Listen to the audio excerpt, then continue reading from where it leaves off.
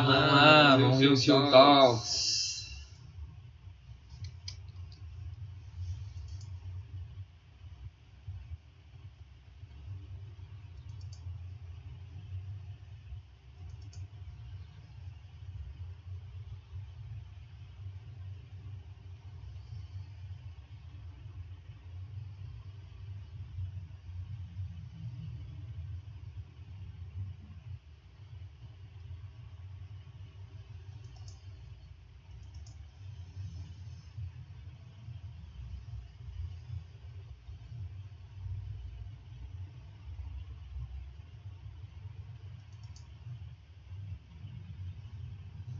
Não mudei.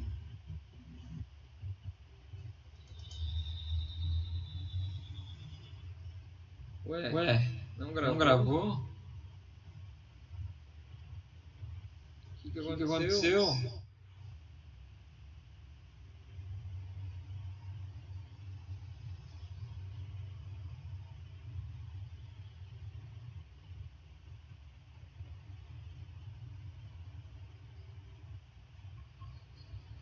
Deixa eu ver aqui que tá muito estranho.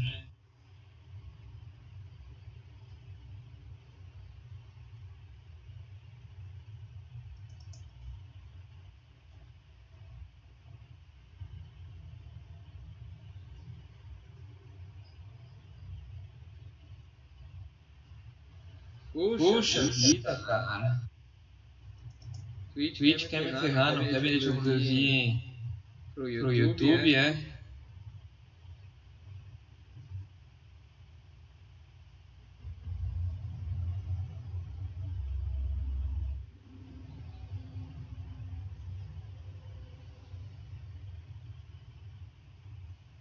Enfim, vamos ver o seu Talks.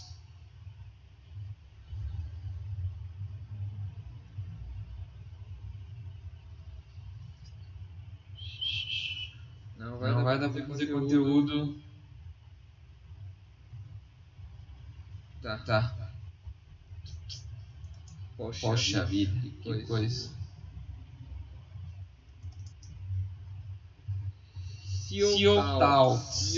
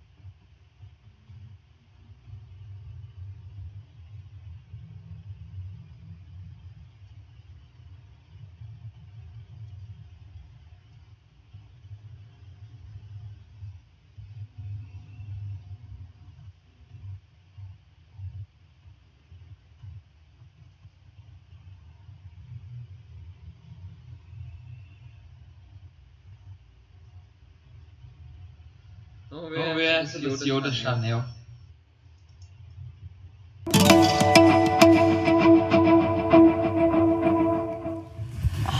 Lena, welcome to the GSB. Delighted to be here in a room full of bright, enthusiastic people. What can be better? And I must say, I'm really happy to be here with my family. My husband and both my boys are here. I'm pretty sure they never watched any of the links I sent them, so this is true captive audience. I want to make it count. And I'm very happy to have members of Team Chanel here with me. So great to have the full Team Chanel and family support here. Well, I know the GSB is happy to have all of you and Lena, you here today as well. I think it's safe to say everyone here knows Chanel, and today we are excited to get to know you. And when I think about your journey, the first thing that comes to mind is, well, the word first. You were part of the first batch of girls to graduate from your hometown high school. You were the first woman in your family to pursue a higher education in engineering. The first woman to work the night shift on a factory floor at Hindustan Unilever, and it keeps going. The first and youngest female leader of global HR at Unilever, and the first woman of color to lead a luxury major brand, and specifically the first Indian global CEO of Chanel. And arguably the most exciting, your first view from the top. Yes.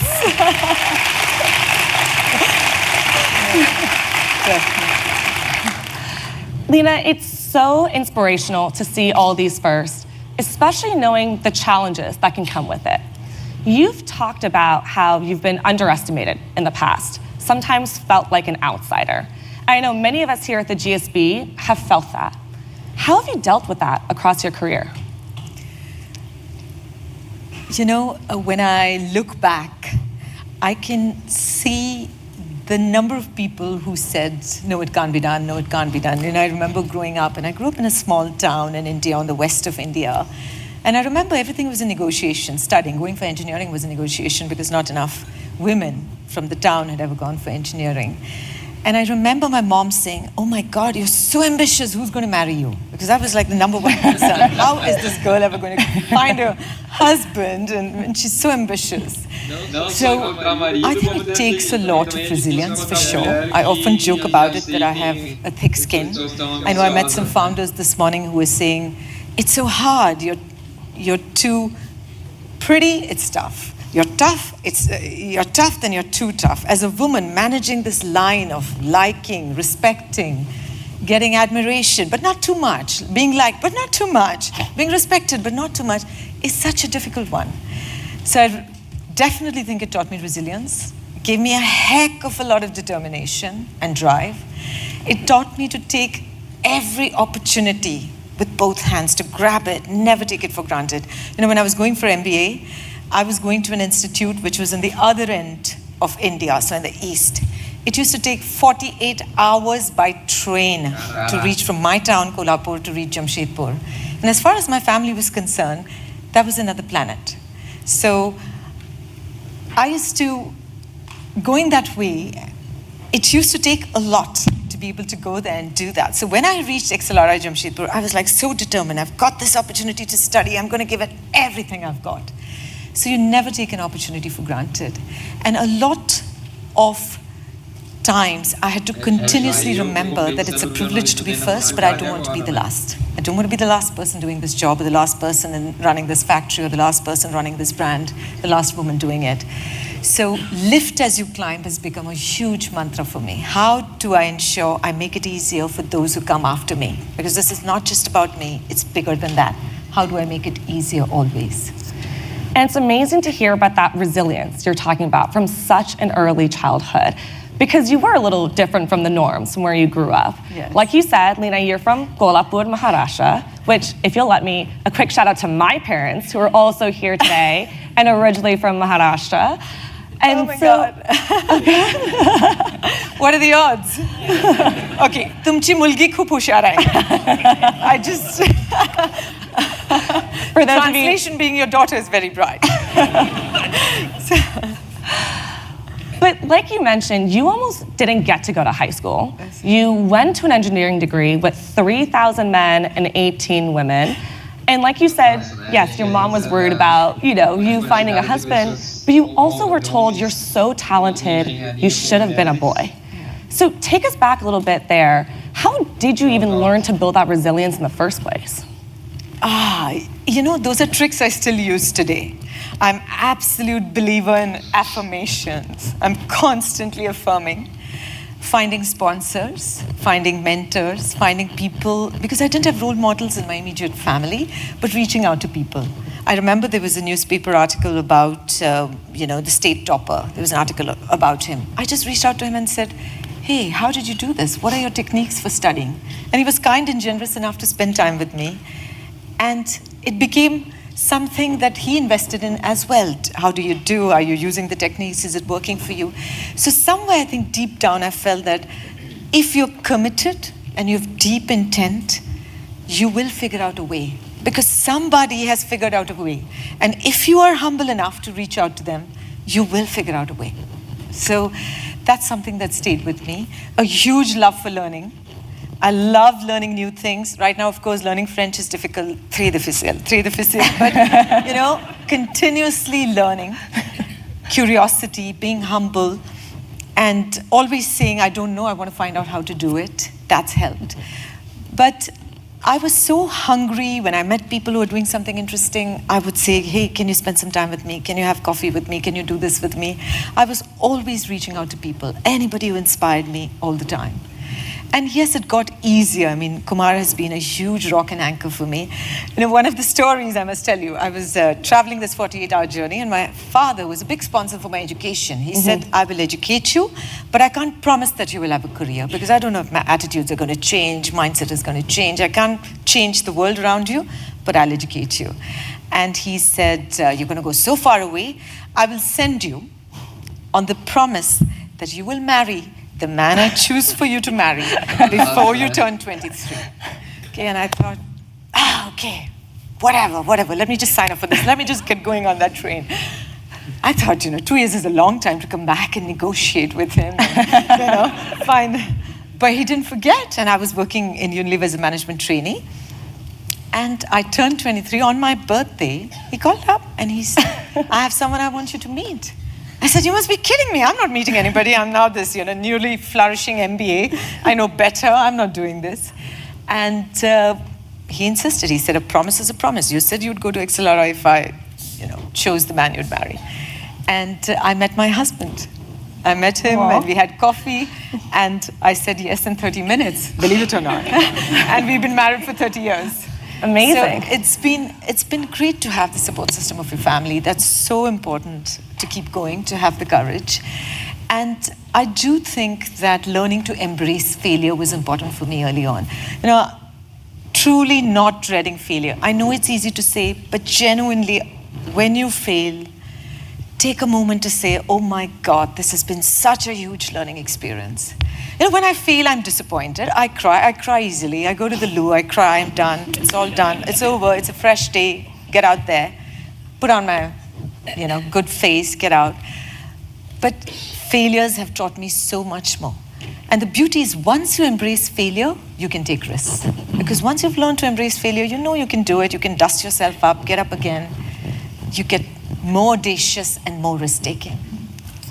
Well, one of those risks that you took was after getting your engineering degree, you wanted to go against the grain a little bit again and shift into human resources. Can you tell us a little bit about that decision and what made you make that shift? I did engineering. I worked as an engineer. I didn't enjoy it as much. I'm not allowed to say I'm a lousy engineer because the founders I met this morning who are in the audience, and thank you, StartX founders, told me, no, you can't say that because that doesn't make women aspire for as much technical careers. We're technical, we're fashion, we rock the world, we're everything. I didn't enjoy coding as much, and I wanted to do my management studies. I did management studies, and somehow I felt that I was more drawn towards things that engaged people, that felt skills to motivate, inspire, galvanize people. It just felt it came more naturally to me.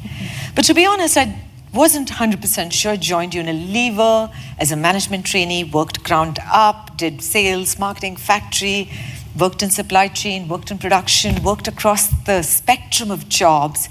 And I felt that no matter what job I did, my greatest gift was being able to know the people.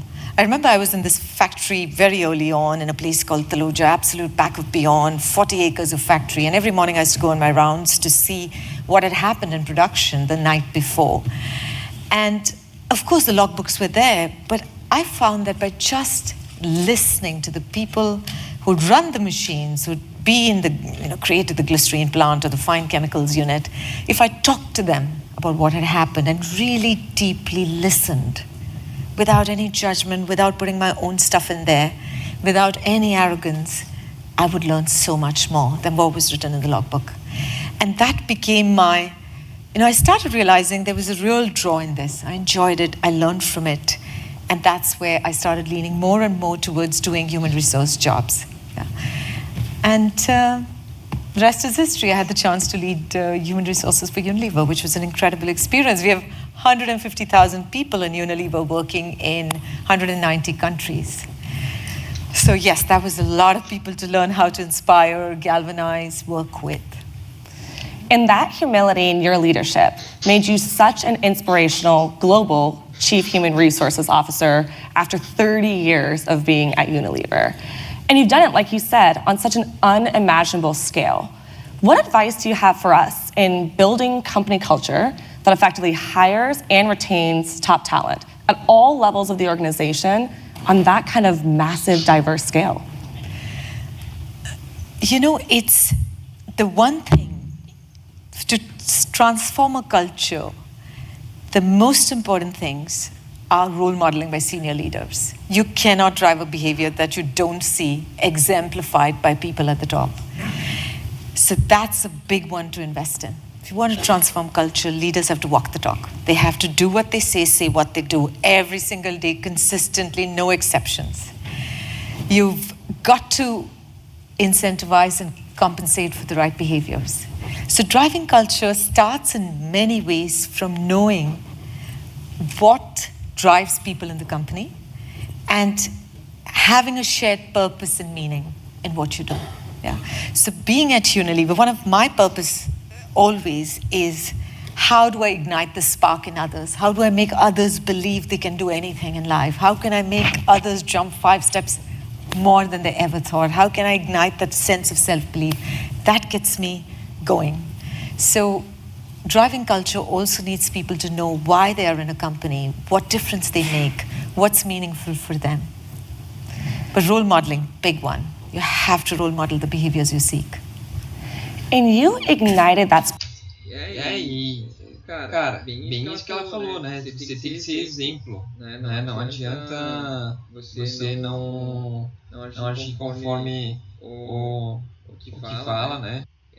Ser um exemplo dentro e fora da empresa, na família, né? Em todo e qualquer negócio. Eu estou procurando ser um exemplo em tudo que eu faço agora, né? Então, estou me dedicando ao máximo no que eu faço na empresa que eu trabalho, nos cookies, nos meus negócios, né? Na forma de me vestir, na forma de me posicionar, de produzir conteúdo, né? Então, é algo que eu estou basicamente buscando ser um exemplo em tudo. E é a partir daí que as pessoas se inspiram e usam como exemplo, né? spark in so many people at Unilever, especially the women. Like the Dean mentioned, under your leadership, Unilever achieved gender parity across every management role globally. What did it take to achieve that? A lot of hard work. You know, because of my background, always being in the minority, always being in the underrepresented set, I knew what the journey was. Now, to truly gender balance an organization, you need to support the women, you need to work with the men, and you need to change the culture. And you need to do all three at the same time. So what I mean by supporting the women is genuinely supporting women to have ability to express their ambition and feel confidence. I know I feel horrible saying this, but it's difficult. I told you my story. When I was growing up, I was always told girls are not good enough, girls can't do this, girls can't have careers. So suddenly to imagine that I would turn age 22 and have tremendous ambition and tremendous courage, it's not easy. Yeah? So there's more work to be done to support men and women particularly to have ambition. In my job, I used to read hundreds of appraisals, and almost without exception, and men, you have to forgive me, the men in the audience, because I'm generalizing, almost without exception, the men will write, I'm so ready to be CEO, why don't they already give it to me? I'm like, so ready, I'm confident, I got all the skills. And the women will write, I think I'll take a long more time to get ready, I want to excel in my current job, that's what I want to do. And it's a little bit about getting used to being able to express your ambition. So to truly gender balance, you have to support women to feel good about expressing their ambition. You know, you walk in Unilever too, no exception. It's different in Chanel because Gabrielle Chanel was a female founder. You have corridors and corridors of portraits of men who've led Unilever. So you're continuously only seeing male role models. Every day you walk into work, you walk through these corridors, you walk through these boardrooms, not a single woman anywhere, not in any portrait staring at you. So you've got to support the women to feel confident and to feel ambitious. You've got to support the men because men are in influential power places. Men are gender blind. They think it's the same. Women, men have the same challenges. What's the big deal? So you've got to take men on the journey and you've got to change the culture. But it happens appointment by appointment. Every time you appoint a person, you have to say, show me the shortlist. It's got an equal number of talented men and talented women. And then you make the appointment based on merit. But the shortlist has to be balanced. And you've got to do this for every job, every appointment, every promotion. So yes, it takes hard work, it takes relentlessness, but it's fantastic when it happens.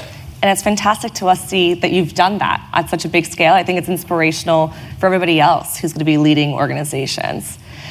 Now, Lena, after 30 years, Unilever is kind of like your family. Yes. You're comfortable, you're successful, you could have stayed there for the rest of your career. But then you get a call from Chanel. Bring us into that moment. Oh my God. What was going on in your mind and how did you know, that was Here I am, totally in love with Unilever. 30 years, family, friends.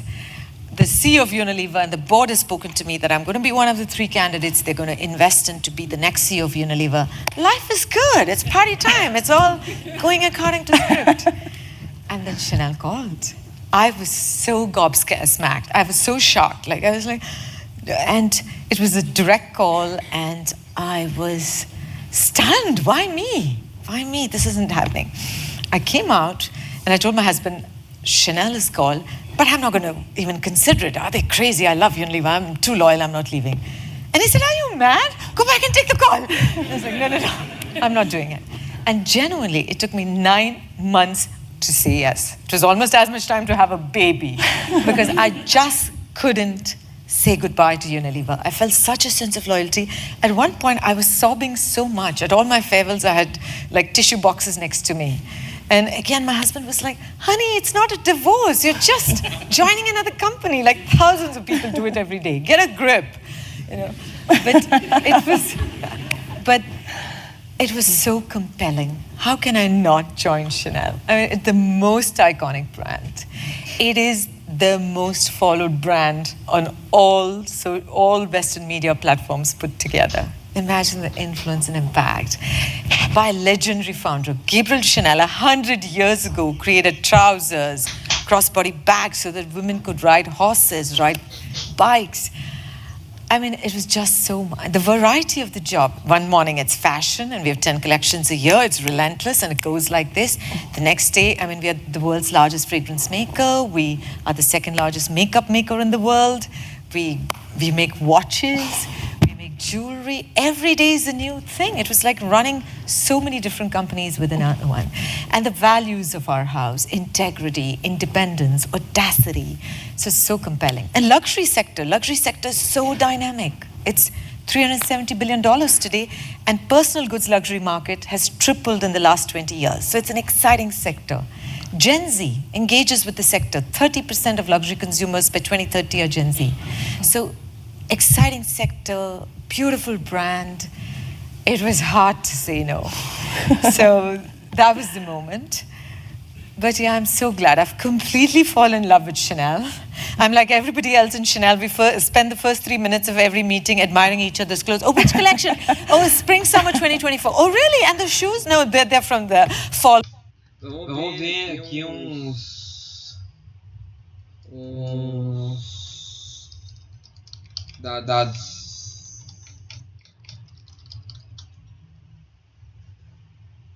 Chanel é uma das mais valiosas e poderosas do mundo, posicionando-se consistentemente entre os líderes do setor.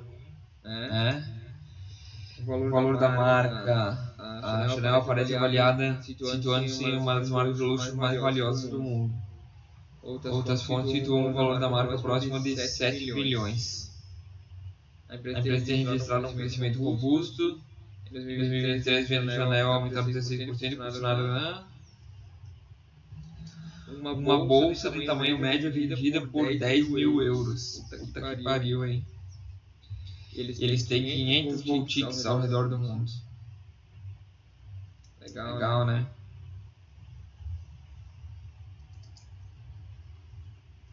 All winter 2023. Okay, that's great. We have such a fun moment. I've become totally into Chanel. It's a dream job. It's everything I hoped for and more. It's everything I dreamt of and more. I love Unilever, but that's the past now. I love you, Unilever, but I'm all Chanel now. Heart, mind, body, soul, all Chanel.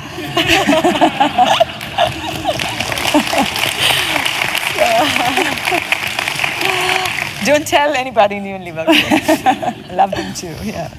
Now, I'm curious, because you may not have been the obvious choice for this role. Oh gosh, I'm never the obvious choice anyway. I'm always too young, a woman, not done this, not done that. But here you were making a quadruple leap. Yes. From this massive consumer goods company to a bespoke luxury brand, from public to private company, from Dutch to French culture, and from looking after people to looking after, well, everything. Yes. And a lot of us came here to business school to make those big career shifts. So how did you successfully navigate that transition? You're right. A quadruple transition means you're either very brave or very foolish. Or both. You know, it's when I look back, the toughest transition actually was from FMCG to luxury. Because for 30 years it was mass markets. You make 1 billion sachets a day. You're available everywhere. You over-communicate. You're on every billboard. You're 400 brands. It's mass, mass, mass. And luxury is completely contrast. You make very little. You make like 5 pink bags. It's like a work of art. You don't know an artist who makes 500 paintings of the same type. This is like a work of art. You make those 5 bags and you let people see them, discover them, yearn for them, desire them, not find it in New York, go looking for them in Paris, not find them in Paris, but dream about them. It's a completely different mindset. It's precious, it's rare, it's unique. Everything is made by hand. It takes 180 steps to make a bag. It's 5 years on working on dummy bags before you can work on a classic, iconic Chanel bag. So it's completely different. So I had to unlearn everything and relearn everything. And it's scary, and it's very humbling, because the words I used for the first 6 months was always, help me understand why we do it this way. It was my most common go-to phrase, because I really didn't understand. Why do you do it this way? Because I'd seen another reality. And, you know, the first week, so I line up the first week and I have the schedule. It says, day 1, surprise, day 2, surprise, and the whole week is surprise. I'm coming from a completely structured company where, you know, data analytics would have told me what I need to do in first week. No, and I'm sitting here. The first day, I went to Gabrielle Chanel's apartment where she designed. And over a period of the whole day, people from our patrimony, our heritage division, told me stories, didn't get me to read presentations, told me stories about Gabrielle Chanel, how she was a radical innovator, how she broke norms, and how she did all this when women didn't have the vote. So that was day 1. Day 2, I went to our heritage, our patrimoine, which is 500,000 square feet of space that had 150,000 artifacts, objects, signature pieces from every collection we've designed, statement pieces. And I was told the story of all these objects, artifacts. Can you imagine? I'm like, oh God, this is a different world. Okay. And then I traveled. I met unique people I'd never met before, pleaters, milliners, people who make hats, people who do embroidery, because everything is made by hand. It takes hours and hours to make a dress, 200 hours, 300 hours, 6 people working together. You know, beautiful pleated skirt you see on the ramp. It's 2 people pushing it back and forth in a mold for 7 or 8 hours before the skirt gets ready. It's just incredible. And that helped me change my pace, build patience, think differently. To be honest, the fundamentals of business are transferable. Leadership skills are transferable. I'd learned so much at Unilever, how Cara, é bem isso que ela falou, né? Habilidades de liderança são transferíveis, né? Tem muitas skills, né? Tem muitas habilidades que são transferíveis, né? Habilidades de... acho que talvez a habilidade de comunicação não é transferível, mas é aprendível, né? Então, você pode aprender. Habilidades de inovação são transferíveis, né? Habilidades enfim, eu acho que dá para falar uma lista de habilidades que são transferíveis e que você pode se ter, né, um conhecimento de causa e fazer com que aprenda essas novas habilidades, né? business makes money, how you drive growth, how you think about profitability, how you keep your commercial financial indicators in mind, how you work across cultures. All of that is transferable. Scale, complexity, international mindset, all of that is transferable. So I relied on my strengths, but I na verdade, como ela falou, né? Quase tudo é transferível, né? E se tu for analisar, é verdade, né? Quase tudo tu consegue transferir para outra pessoa, para outra organização, para outro negócio, para outro governo, né?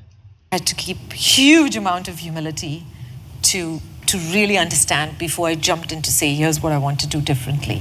So I had to really understand, seek to understand before you seek to change was a big philosophy those few months. And yes, so it was worth the pivoting, worth the transition. Oh, absolutely.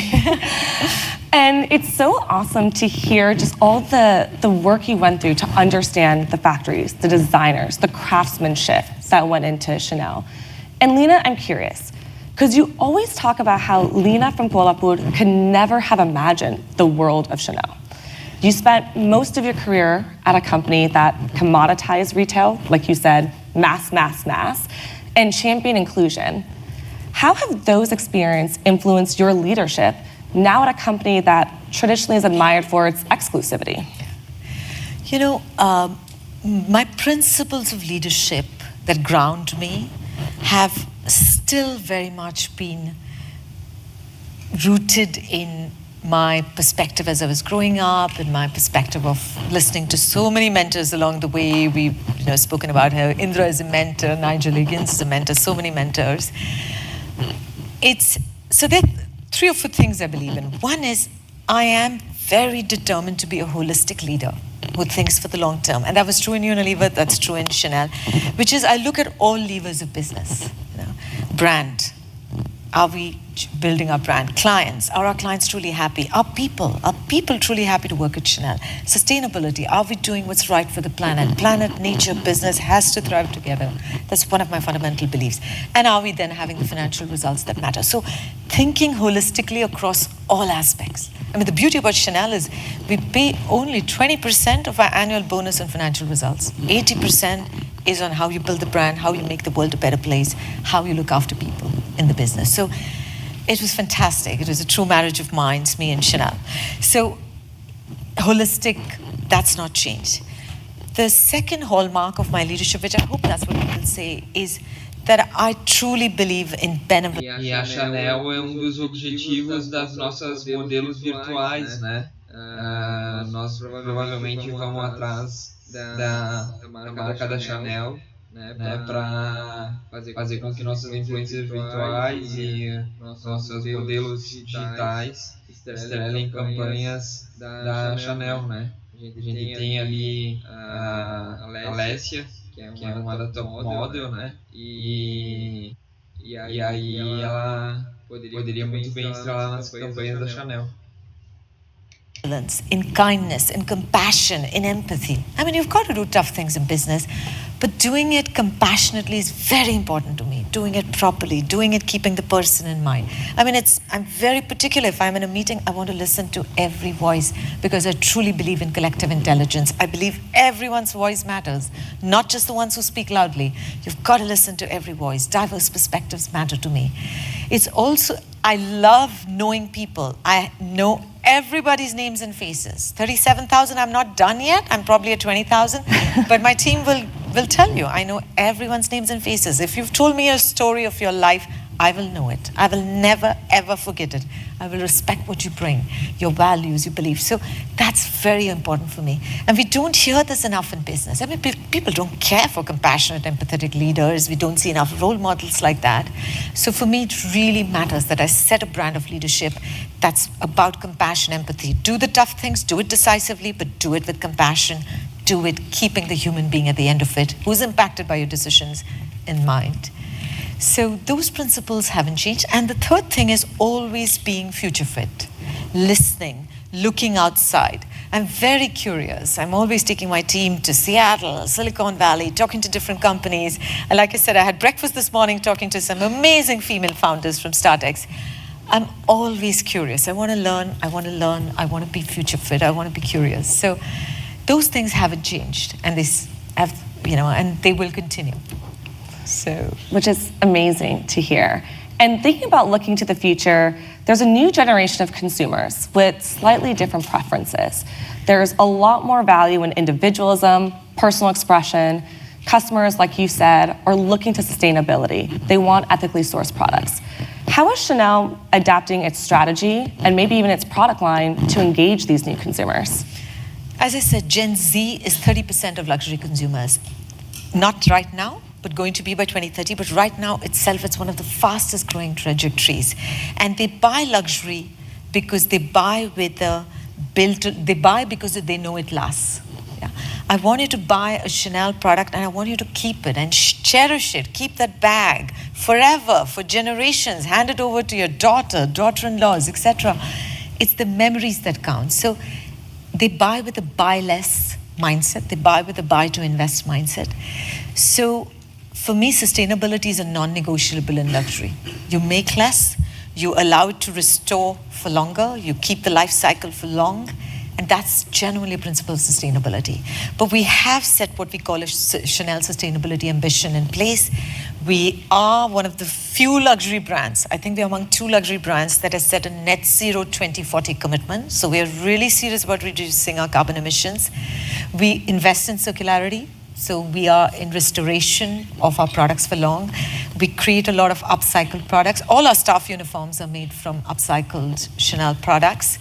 We believe in dignity and opportunity for everybody working in our value chain.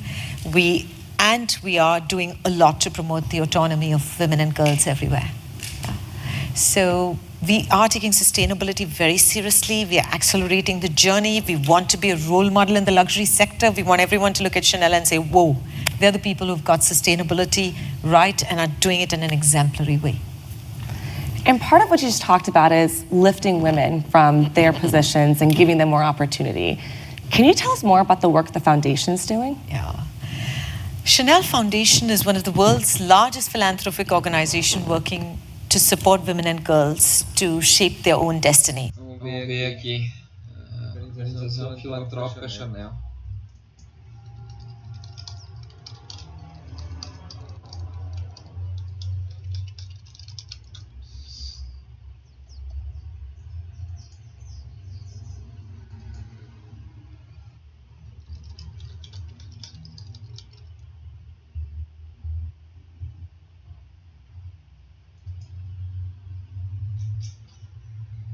Receitas de 15 bilhões? Como assim?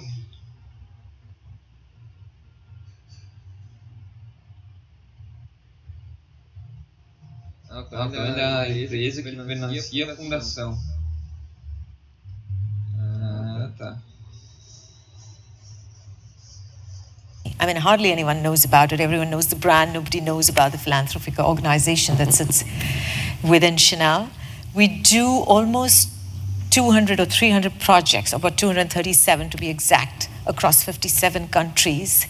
where we do work to support women at grassroots level for safety, for social and economic autonomy, and for women fighting climate change and climate resilience.